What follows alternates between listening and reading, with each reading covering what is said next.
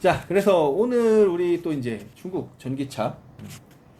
사실 중국 전기차가 그렇게 오래되지 않았어요. 사실 굉장히 최근에 이런 중국의 전기차 굴기를 통한 어떤 약진이 좀 돋보이는 부분인데, 자, 이래서 내구성에 대한 얘기를 좀 해야 될 것 같아요. 그래서 중국 전기차의 역사를 간단하게 말씀드리면은 이제 뭐 좀 제대로 됐다고 전하는 전기차가 개발된 거는 18년도는 맞아요. 네, 2018년도. 2018년도에 뭐 니오의 ES8 나오고 네네네. 니오차 나오고 그렇죠, 그렇죠. 샤오펑의 G3 나오고 이제 BYD에서 그때 이제 한 해 프로토타입인 그 E 시리즈라고 있어요. 영어 E 시리즈를 나오고 막 하면서 18년부터 어느 정도 조금 차라고 볼만한 애들 나왔고 차라고 볼.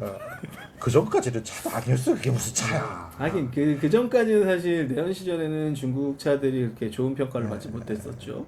그러다가 이제 좀 여러분들이 조금 이름 한번 들어보셨을 만한 게 BYD의 한 EV. 아, 한 EV, 그렇지. 그리고 제가 조금 이제 중국 브랜드 중에서 높게 평가하는 샤오펑의 P7, 음, 니오의 뭐 ES6 음. 요런 애들이 나온 건 2019년도 11월, 12월 이때예요. 아, 거의 실제로 그러면 판매가 된 거는 20년도. 왜냐면 되겠네. 코로나가 있었으니까. 그렇죠, 그렇죠, 그때 그렇죠. 상반기에는 거의 판매를 제대로 못했다고 보시면 되고 어, 제대로 판매된 건 20년도 이렇게 뭐 한 하반기 정도로 봐야 되는 게 그러네. 사실입니다. 20년도 초에 이 코로나가 난리 났었잖아요. 네. 19년 말에 시작을 해서. 네. 아, 사실상 그러면 저 차들의 출시 시점 때 코로나가 터진 거네요. 그렇죠. 거의 이때 얘네들이 이제 오. 우리 좀 제대로 된 걸 만들었어. 했는데 했는데 빡 코로나. 그래서 사실 그래서 이 차들은 가격이 좀 나갔어요. 그때 당시에 아, 그렇지. 30만이 아니랬으니까 비쌌어, 이 차들은. 5,500 막 응. 고려하면 엄청 비싼 가격이었거든요. 그래서 이 차들이 이제 고급 택시, 이제 우리나라 따지 모범 택시 이런 데서 사용이 된 적은 좀 있어요. 그래서 그런 차들이 이제 막 뭐 몇 년 안 됐지만 60만 킬로 탄 분들도 나오고는 있죠. 근데 이 빈도수가 얼마나 되겠어요? 그쵸, 그쵸, 그쵸. 이거 판매량 누적해도 이 한 EV만 해도 거의 30만 대가 넘었고 50만 대 가까이 되는데 P7도 거의 10만 대가 누적인데 거기서 뭐 몇 개나 되겠어요? 그래서 저는 사실 중국 뭐 웨이슈님도 동의를 하시겠지만 자동차를 평가하는데 두 가지가 있잖아요. 이제 BMW나 뭐 벤츠식으로 고성능을 조금씩 밑으로 내리는 그래가지고 그걸 신뢰할 그렇죠. 수 있는 고성능 영역적인 평가. 토요타나 기존의 현대기아 같은 가성비 영역. 이렇게 두 가지로 크게 볼 수 있잖아요. 저는 중국 전기차는 고성능 영역은 아직 좀 평가하기는 어렵다고 보고 가성비 영역은 되게 좋다고 보거든요. 근데 토요타나 현대기아는 가성비 플러스 내구도잖아요. 그거는 이제 어쩔 수 없는 게 내구성에 대한 거가 보장이 안 되면 가성비가 있다고 얘기할 수가 없잖아요. 그치. 왜냐면 가격이 점점 비싸지는데 자동차라는 것도 공산품 중에 사실 제일 비싼 게 자동차잖아. 그렇죠. 공산품 중에 제일 비싼 자동차를 사면서 왜냐면 내구를 이야기해야 거기서 그거를 나누거든. 횟수로 내가 총 지출한 가격을. 그래서 저는 중국 전기차가 가성비 자체는 뛰어나다고는 생각을 해요. 근데 이 가성비 자체가 뛰어나다라고 얘기하려면 내구가 검증이 돼야 된다고요. 아, 그렇죠, 그렇죠. 근데 이제 뭐 택시 같은 거 타시는 분들이 어느 정도 검증은 끝나서 이제 저는 가성비는 있다는 얘기를 해요. 하지만 모두가 납득할 만한 데이터가 나왔냐? 이건 아니라는 거지. 보편적인 데이터가 너무 부족하다. 왜냐? 전체적으로 그 자동차 교체 사이클이 제가 알기로 5년 정도예요, 전 세계적으로. 대략적으로 그렇게 네. 볼 수 있죠. 근데 이제 뭐 전기차는 저는 이제 킬로미터 단위로 얘기해야 된다고 생각하지만 어쨌든 5년이라고 얘기를 할게요. 5년을 못 넘었습니다, 여러분. 아, 중국차. 그렇지. 중국에서 전기차 좀 제대로 됐다고 하는 애들이 2020년부터 시작해요. 이제 3년 넘은 거예요. 잘 쳐줘야 4년인 거예요. 2019년도 출시니까. 잘 쳐줘야지. 근데 실제로 코로나 때문에 하면은 3년인 거예요. 판매는 20년도 한 하반기니까. 3분기부터를 봐야 되네. 네. 그러니까 잘 쳐줘야 4년? 그냥 일반적인 시선에서 보면 3년 이제 넘은 거예요. 이제 갓 3년. 네. 그죠? 그래서 여러분 그 중국 전기차를 평가하실 때는 뭐 가성비 있다 얘기하는 것까지는 저는 뭐 그럴 수 있다고 봐요. 그건 상대적으로. 상대적인 부분이니까. 근데 내구도가 아직 검증이 안 됐기 때문에 그거를 섣불리 얘기하시는 거는 저도 이제 전문을 이렇게 파고 있지만 섣불리 얘기 안 합니다. 저 가성비 좋다고 얘기한 게 23년도 하반기예요. 딱 3년 차서. 그러니까 그게 여기서 또 하나 얘기를 할 수 있는 게 그러면 자 가성비적인 건 상대성이잖아요. 그러니까 다른 브랜드들에 대비해서 이렇게 싸다는 건데 그럼 이게 지금이야 물론 가성비가 좀 괜찮고 내구성이 어느 정도 된다고 했을 때 뭐 대략적으로 20만 킬로미터를 많이 얘기하죠. 네. 할 수 있다고 봅시다. 그러면 20만 킬로미터 이후에 뭐 아까 중국 내에서 뭐 교환, 네. 배터리 교환이라든가 이런 워런티가 있다고 하면 이 워런티가 중국 내에서는 가능하니까 가성비가 좋은 건데 이게 수출이 됐을 때 그 워런티가 유효한가요? 그 부분은 지금 조회가 잘 안 돼가지고 네. 잘은 모르겠는데 사실 현대기아가 배터리 보증이 어떻게 돼요? 현대기아는 배터리 보증은 10년 16만. 10년 16만. 네. 중국은 8년 15만 정도가 평균이에요. 12만이나 15만. 조금 더 짧네. 네, 조금 더 짧아요. 그래서 이런 부분을 고려하면은 확인을 할 것 같아요. 확인을 할 것 같은데 그 이제 세부 조건들을 분석하시는 거는 우리 또 약관 분석 잘 하시는 보험회사 분들이 계시잖아요.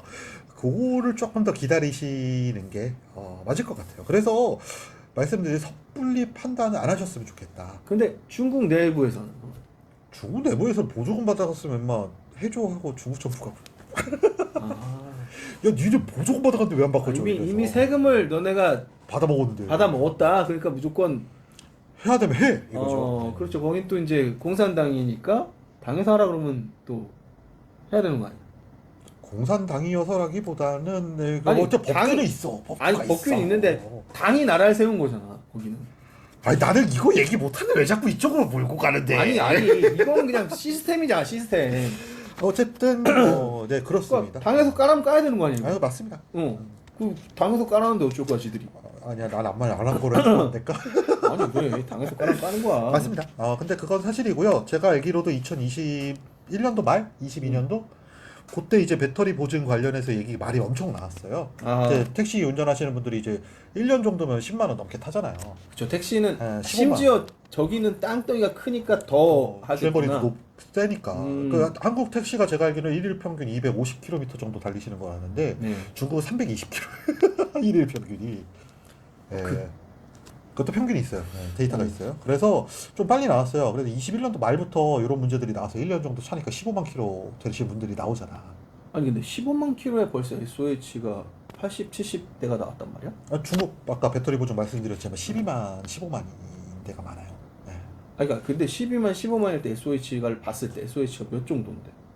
그게 중요하지. 바꿔야 되니까 80 이하니까. 그러면 이거는 여러 가지 문제가 있는 거 아니야? 그때 당시에는 그게 맞았죠. 네. 아 심지어 택시들이 무슨 퍼포먼스 주행을 하는 건 아니잖아요. 그렇죠. 대부분 항속 주행이거나 시내 주행. 항속 주행이거나 시내 주행일 텐데. 그러면 확실히 부족했던 건 맞아요. 그때 당시에는 지금이야 올라왔다고 봐야 되는 거지. 지금도 근데 이 차량들을 기준으로 했을 때 아직 모른다네. 그렇죠. 아직 5년이 네. 넘어간 그 차량이 없네. 차량 자체가 5년은 없어요. 이제 20만 넘어간 건 좀 나오긴 하지만 택시 때문에. 그래서 이거를 제가 내구성에 대한 부분은 물론 지금 이제 그 택시 분들이 뭐 아까 전에 영상에서도 말씀드렸다시피 한 이제 2점 몇 회 정도 교체하는 것 같다 60만 정도의 뭐 이런 얘기들이 나오긴 하는데 그렇죠. 그러면 실제로 20만 킬로가 살짝 안 되는. 예. 그래서 딱 그 보증 범위에 그냥 딱 떨어지네.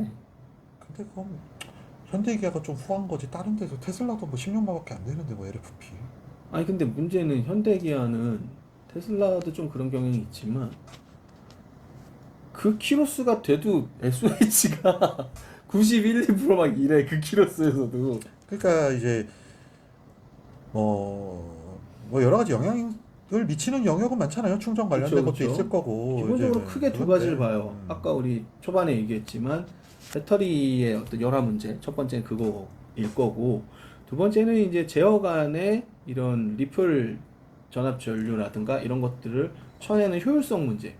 제어 효율성 문제 이것들이 있을 건데 저는 제어 효율성 문제가 이때 당시에는 조금 부족했을 거라고 봐요. 배터리 자체도 문제였겠지만 왜냐면은 이 회생 제동이 이때 당시 나온 차들이요 뭐 90kW가 거의 맥스였어요.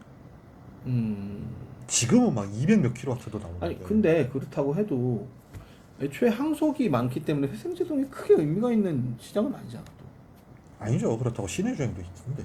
택시니까 택시니까 시내 주행이 꽤 섞여 있다.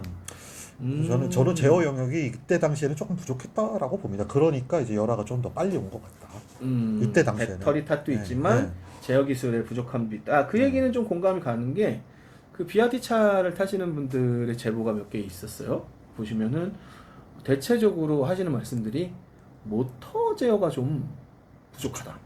네, 그 얘기가 가장 많아요. 그러니까 플랫폼 자체는 나쁘지 않은 것 같은데 이 모터 제어 그러니까 이제 주행을 할 때 모터의 슬립 제어라든가 이런 것들이 좀 깔끔하지 않고 이제 리플 전압 전류에 대한 반응성을 쳐줘야 되는데 그런 부분에 있어서 그런 것들이 실제로 동력으로 들어가는 그런 문제점들이 있다는 거를 제가 제보를 받았는데 그러면 실제로 그런 부분들 때문에 효율성 문제와 배터리 열화 문제 두 가지가 합쳐져서 중국 브랜드들이 보증하는 딱 그 정도 선에서 정말로 배터리 교환 그쪽에 딱 맞춰져 있는 경우가 많다. 요 사이클이 맞춰져 있다 이렇게 생각을 해야겠네요. 네, 그렇게 많았었다. 한 21년도까지는 그랬었고 22년도부터 당연히 여기도 발전을 하니까 좋아진 것 같긴 한데 아직 모른다. 아직 모른다. 좋아진 것 같지만 모른다. 지나봐야 한다. 물론 이제 직접 제가 여러 가지 시승을 해보니까 좋아지고 있는 거 확실히 보여요. 뭐 회생제동 그 수치도 엄청 늘어나고 뭐 이제 보증도 막 몇 킬로씩 몇만 킬로씩 더 늘어나고 이런 것들이 보이긴 하는데 이거를 지금 단정적으로 얘기할 수가 없다가 정답이라는 거죠. 그렇지. 아직은 알 수 없고 그러면 이제 사실 우리가 브랜드에 대한 어떤 신뢰도를 얘기할 때 또 중요하게 얘기하는 게 이 내구도인데. 이게 결국엔 역사 업적이지. 그치. 여기서 이제 나오는구나. 여기서 중국 차들의 어떤 브랜드 파워가 근데 어쩔 수 없는 게 얘는 뭐 생긴 게 있던데 뭐. 그러니까 이제 뭐 한 이제 2, 3년 뭐 이렇게 얘기하고 있는데 무슨 갑자기 뭐 100년쯤씩 된 애들하고 막 비교를 하려고 그러고 근데 이제 그거는 중국이 좀 무리수를 두는 게 있는데 그게 뭐 필요하니까 걔네 입장에서 그렇긴 하죠. 뭐 내수에서는 뭐 여러 이유로 그럴 수 있겠지만 글로벌에선 그게 맞냐? 그거는 좀 뭐 선택의 문제겠죠. 브랜드 간의 선택의 문제겠죠. 근데 근데 중국 선택을 내에서는 하기엔, 그게 문제예요. 네. 선택을 문제는 아니에요. 하기엔 중국만큼의 메리트가 없어. 사실 그렇긴 하죠. 중국이라면 살 수도 있을 것 같아. 얘는 좀 비싸긴 하지만 아까처럼 좀 LFP 베이스에 좀 우리가 좀 중국에서도 좀 남쪽 지방에 산다 그러면은 오히려 그 구매하고 보증도 괜찮고 좀 중간중간에 좀 편의성도 좋고 깎이더라도 가격이 워낙 좋으니까 뭐 이게 내구가 좀 딸리던 2번 살 수 있는 돈이잖아. 그렇죠. 최소 1.5번은 사지. 그거를 한국이나 글로벌 시장으로 치면 2번 살 수 있는 돈이기 때문에 나쁘지 않다고 보는데 이게 글로벌로 진출했을 때 이런 어떤 워런티가 보장이 될 수 있는가가 첫 번째고 두 번째로는 이 환경에서 만들어진 내구도가 실제로 유럽이라든가 뭐 북미라든가 특히 이제 한국 같은 굉장히 거친 환경 이런 데서도 저 내구성이 보장이 될 수 있는가 이런 부분에 문제가 있겠네요. 그렇죠. 그 부분은 중국도 사실 좀 더 좀 접근을 저도 이제 보수적으로 해야 된다고 보는 게 맞는데 그쪽은 좀 너무 급진적으로 하고 있는 게 사실이에요. 지금 최근에는 그게 사실이고 그래서 저는 이제 자동차기 때문에 좀 더 보수적으로 최소한 5년 20만 킬로가 나온 차량들이 최소한 5만 대 10만 대는 나와야지 그렇지. 뭔가 얘기를 할 수 있지 않겠느냐라는 거죠. 지금 이제 3년 뭐 20만 넘은 건 좀 나오지만 또 몇 년, 한 1, 2년은 더 기다려야 돼요. 잘 쳐줘야 중국에서는 출시 시기로 얘기를 많이 하니까 그렇죠. 하다못해 내년 초는 돼야지 뭔가 좀 얘기해 볼 만하다라는 거죠. 근데 하다못해. 그치. 그때도 하지만 이 뭐랄까 샘플이 너무 부족할 거야. 그럴 거예요. 그때 당시에는 뭐 사실 출시되고서 인도된 수량 자체가 뭐 많아야 5천 대 수준이니까. 그러니까 그때 당시에 내구성이 나쁘게 나왔다고 해서 모든 차가 나쁠 거라고 확정할 수도 없는 거야. 왜냐면 그분이 어떻게 주행했을지 모르기 맞아. 때문에. 근데 우리가 객관성을 가지려면은 다수의 데이터가 있어야 돼요. 데이터가 다수의 주관 데이터를 우리가 객관화할 수 있기 때문에 다수의 데이터가 나오면 그 시점에서는 아마 말씀하신 이 정도가 딱 맞을 것 같아요. 5년 정도? 그렇죠. 5년 시점쯤이 되면은 보통 차 교환을 한 번쯤은 그렇죠. 고려는 해요. 중국 전기차들의 어떤 내구성 이런 것들에 대한 신뢰도를 우리가 좀 가늠할 만한 그 정도의 데이터가 쌓이지 않겠느냐. 그리고 그 데이터가 좋으면 그대로 계속 발전해 가면 되는 거고, 중국이 나쁘다고 하면은 보완을 해서 또 이제 그 부분에 대한 해소를 하기 위해서 또 연구를 해야겠죠. 박차야겠을 네. 거고. 하여튼 그렇습니다. 그래서 중국 전기차의 내구성 현재로서는 알 수 없다. 그렇죠. 하지만 그 좋은 데이터들은 이전까지는 조금씩 나오고 있는데 아직은 판단하기 이전까지는 어렵다. 그러니까 그 이전까지는 확실히 떨어졌었고, 그건 사실이에요. 그 부분에서 이제 모터 제어와 배터리 내구성 영역이 좀 컸고, 현재는 개선이 된 것 같으나 아직 이것들 검증하기에는 시간이 좀 더 필요하다. 맞다. 맞습니다. 절대적으로 샘플이 부족하다. 그래서 섣부르게 얘기할 수는 없을 것 같다. 하지만 현재까지는 내구성이 나빴었다라고 얘기할 수는 있는 거네. 그죠? 그렇죠. 기존 네. 데이터들은 나빴었다가 맞는 겁니다. 네. 그럼 그 정도에서 정리를 해야 될 것 같고요. 그러면 오늘 중국 전기차에 대해서 좀 여러 가지를 알아봤는데, 좀 요 내용들을 가지고 너무 이렇게 과잉 해석해서 뭐 중국이 또 뭐 중국을 배워야 돼 이런 얘기도 없었으면 좋겠고, 또 어떻게 그렇다고 너무 보면 내려치기도 아니 내려칠 필요는 없어. 왜냐하면 지금 뭐 뭘 하잖아요. 어쨌든 중국은 그렇지. 뭐라도 보여주잖아. 뭘 하잖아. 근데 아까도 우리 초반에 얘기했지만 상당수의 지금 유럽 브랜드들, 기존의 레거시 업체들이 전기차 산업에 와서 독자 기술을 가지고 보여주고 있는, 아니 독자 기술이 아니더라도 사실 여기도 카피부터 시작한 거거든. 지금도 상당수 카피가 있지만 카피를 해서라도 이 수준을 만들 수 있는 애들이니까 지금 이렇게 하는 거고, 카피를 할 수조차 없는 환경인 유럽 같은 경우는 지금 아주 골치가 아픈 그런 상황이란 말이에요. 그러다 보니까 그런 정도의 지금 현재 산업군의 상황을 잘 이해하시고 앞으로의 이 동향을 지켜보시는 게 적절하다. 이렇게 전달을 좀 드리도록 하겠습니다. 오늘 여기까지 하겠고요. 오늘 주리님 출연해 주셔서 감사합니다. 감사합니다.